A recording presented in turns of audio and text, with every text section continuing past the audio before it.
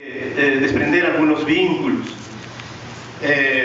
Yo lo titulado este texto Summa Causae, la poética del movimiento y de la vida en José María Arguedas. El objetivo de esta ponencia es evidenciar la poética del movimiento y de la vida en José María Arguedas.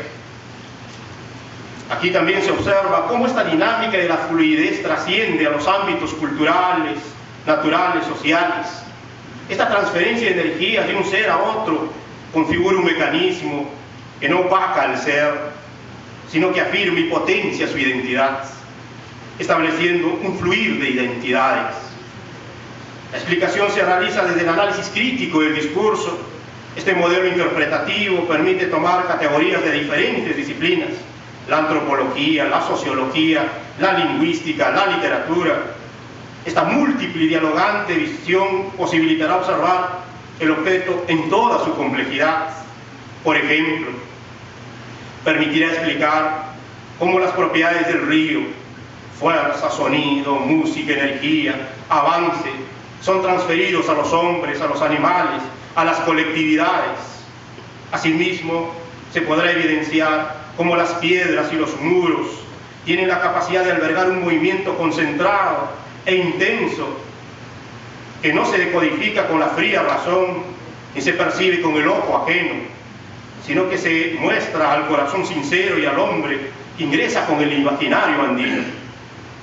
También se podrá evidenciar las diversas dinámicas y funciones que desempeña el río en la escritura de Arguedas.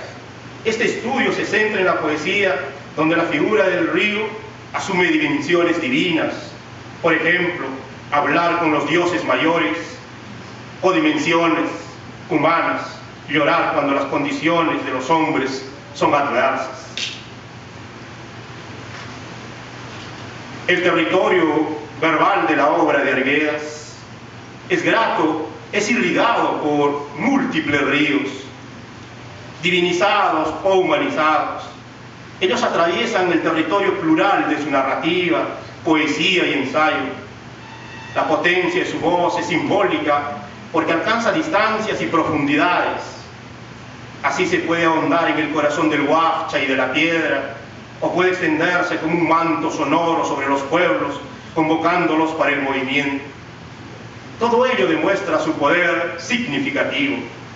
El río, en su obra, se configura como un símbolo cultural, río textual que ha sido absorbido del río real de la naturaleza, con todo el espesor de sus significados. Todo ello, los ríos son representados con distintas magnitudes, en sus diversas funciones como ríos poderosos y vivos, dentro de la naturaleza viva, summa causae. Cito la escritura de Arguedas. A veces Arguedas es imposible traducir, tiene tanta sencillez y tanta profundidad y tanta claridad.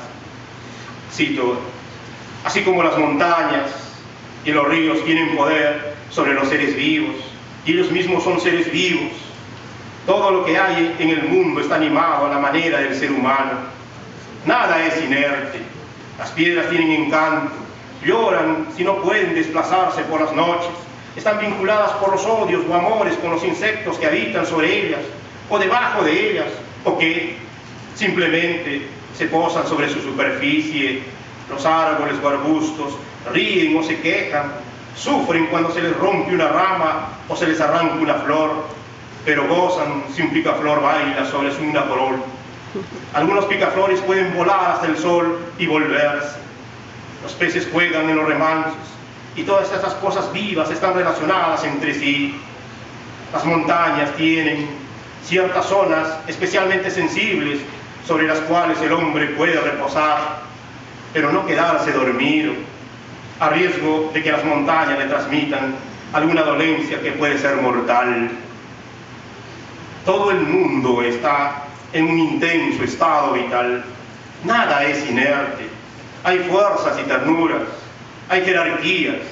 Por ejemplo, hay seres que tienen poderes sobre los otros, pueden influir y orientar sus destinos.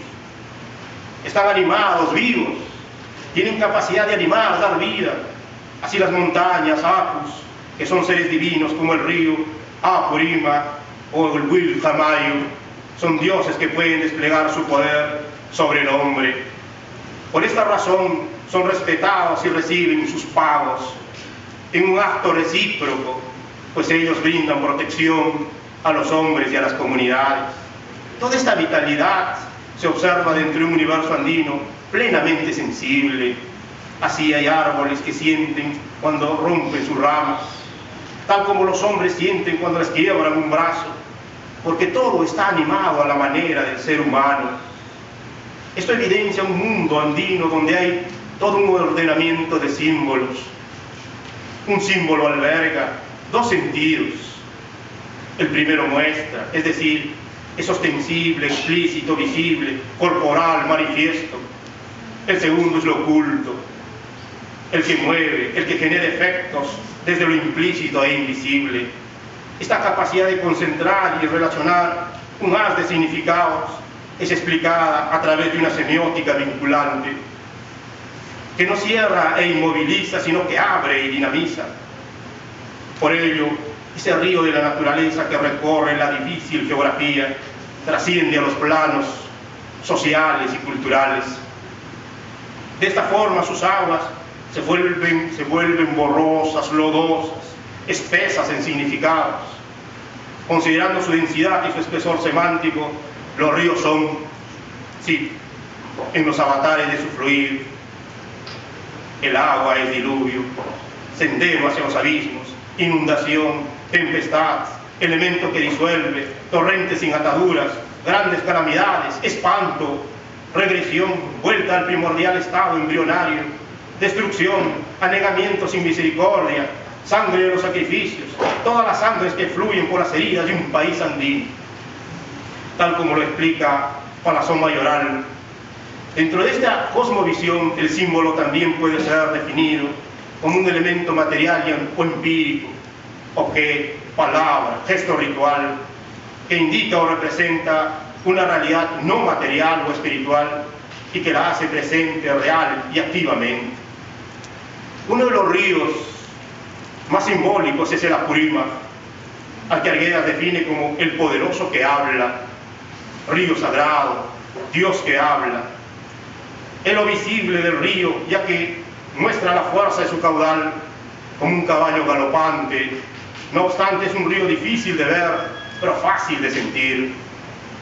Cito, porque solo es posible verlo desde las cumbres y su voz se oye en todas partes.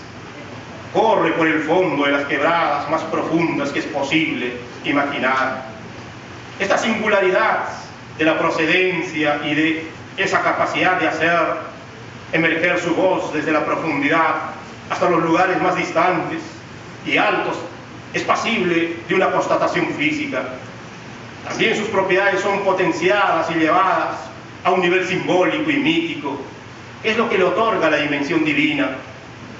Por ello, el río no solamente deja ver la fuerza de su caudal o escuchar su bramar, sino que también ese río puede ingresar a nuestro interior, a nuestro mundo sensible.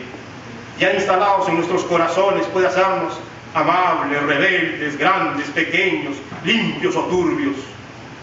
Toda una sustancia cósmica que puede generar cambios, como enturbiar el ánimo o pueden limpiar el alma, según la orientación que tome en el ser o por la forma en que es absorbida o transferida la energía.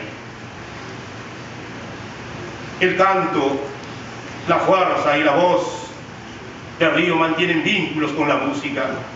Su energía cósmica es despertada por el canto y se instala en el hombre en forma individual o colectiva.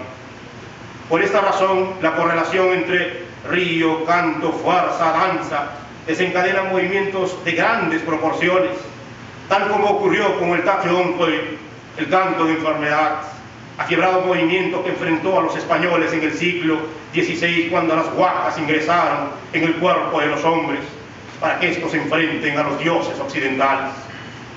De forma similar, Arguedas describe sus ríos, ya que este río invade el corazón de los hombres y los enardece. Cito, una incontenible desesperación despierta este canto, una tristeza que nace de todas las fuerzas del espíritu. Es como un insuperable deseo de luchar y perderse, como si la noche lóbrega, dominada por la voz profunda del río, se hubiera apoderado de nuestras conciencias. Y se canta sin descanso, cada vez con más ansia y con más angustia. Es un desenfreno de tristeza y coraje. Toda esa esencia de vivir humano agitada con ardiente violencia en todo nuestro mundo interior, sensible. Todo este mundo interior es despertado por el canto. El canto del río, el movimiento de las aguas, el cauce que conduce a doña Felipa, las chicheras por todas las calles cuando quiere buscar justicia. Muchas gracias.